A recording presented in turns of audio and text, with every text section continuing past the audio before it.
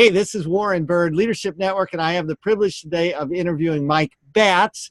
He's a CPA, and the CPA firm begins with his name, and it's a long series of names. But what you need to know is it's called NONPROFITCPA.com, and most importantly, it focuses exclusively on churches and other nonprofits.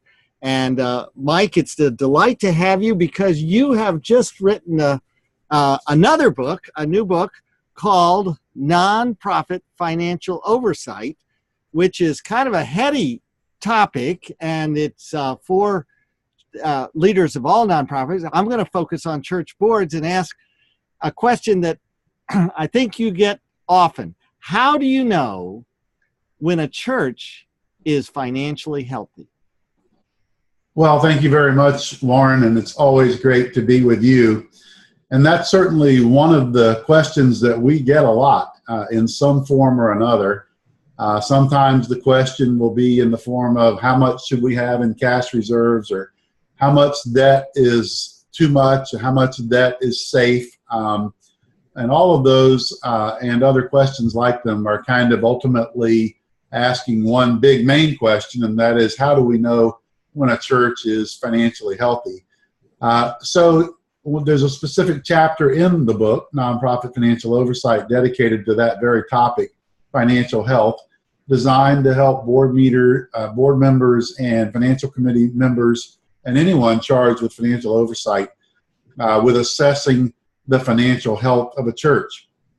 One of the things I like to reiterate and that we talk about in the book is that there are certain metrics. We have several benchmarks that we believe are applicable to churches of almost any size, nonprofits of almost any size, that help leaders identify healthy positions as it relates to cash and overall financial position.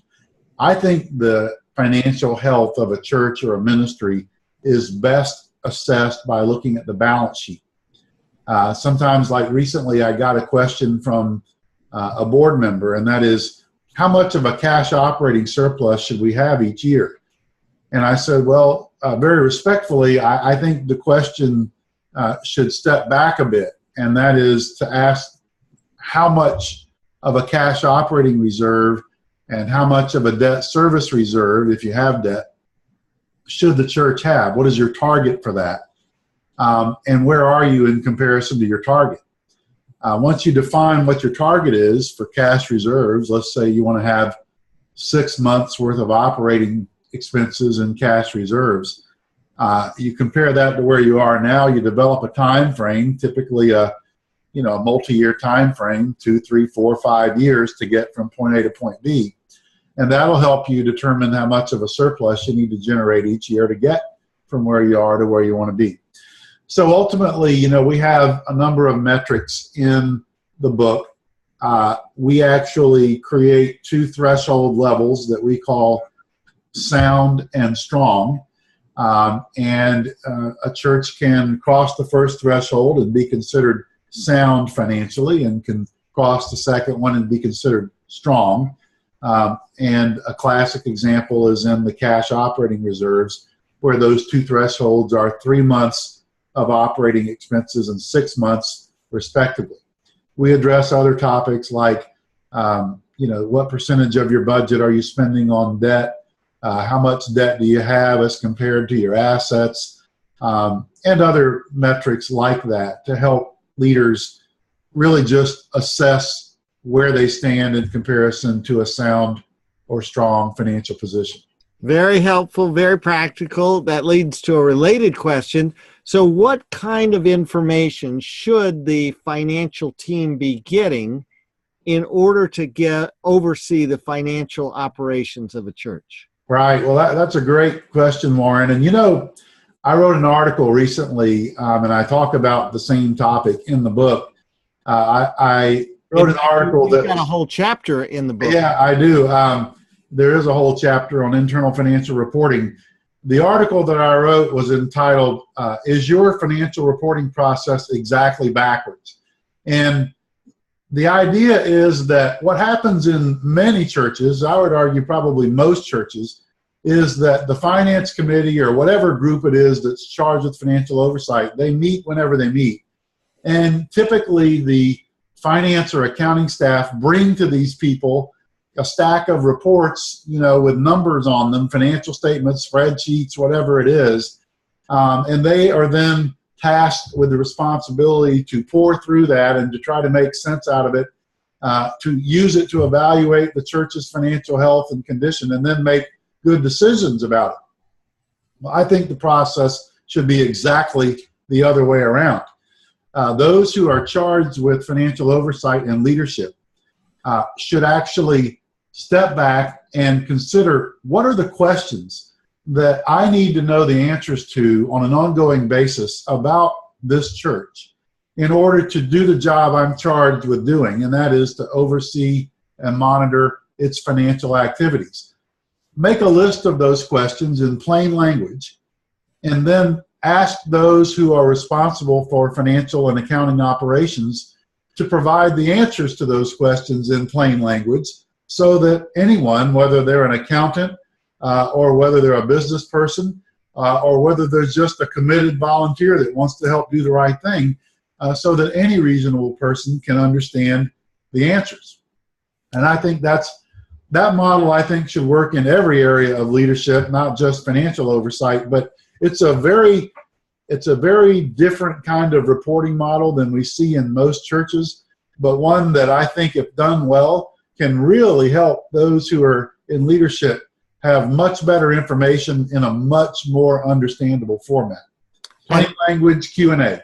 In fact, in that chapter, you give 27 examples. If someone is just saying, well, really, I can't even think of how to articulate plainly. Yeah. You give a lot of good questions that people can say, oh, great, we need to know that one. And sure. And we encourage, every church or ministry to customize their own list of questions the way, to fit their situation. But the 27 questions that are in the book not only will get most churches and ministries off to a great start, I would say if you didn't change those questions one iota and you got good answers to them, you'd probably have a lot better information and a lot more information about the church's financial operations than is typically the case in most church finance committee meetings. Yeah. All right. One more question for Mike Batts, author of Nonprofit Financial Oversight. You have a chapter on risk management, which is a lot in the news everywhere, and would affect churches, child molestation, worship service violence. Connect the dots for us. This is a book on financial oversight. Where does the risk management issue go? Well, Warren, you're absolutely right. We are increasingly in an environment fraught with, multiple types of risks, and the risks continue to increase, whether it's risks of dangers like the ones you described, or even risks associated with, compliance with the law, whatever the law may be, and the laws are constantly changing. And, the real reason that topic is in a book called Nonprofit Financial Oversight is that we make the point that, those risks that have, often tragic implications, you mentioned child molestation or worship service violence, they have those implications, but almost every type of risk also has financial implications. And that's where the dots connect in terms of why it's a financial oversight topic. And the financial oversight piece involves helping to make sure that risks are appropriately identified, assessed, and mitigated to a level that each church considers to be appropriate. And that includes various aspects. Having insurance, and the right kind of insurance is certainly one of them. Having the right kinds of practices to reduce risk and prevent some of those kinds of things, would be another part of it. But we just provide some practical guidance to help a church get started with and structure an approach to making sure that those kinds of bases are covered. This is really helpful. And let me just land with, again, this book, Nonprofit Financial Oversight by Mike Batts. You've written other things, all available on Amazon, Church Finances, that you did with Richard Hammer. Would you hold up another book that's, I think it's a 1 hour read, and it's something been popular for a number of years? Board member orientation, I think, is what you're referring to. That's the first book I ever wrote, actually, and it's a 1-hour guide to establishing an orientation program for folks who serve at the board level, the governing body level of a church or a nonprofit organization.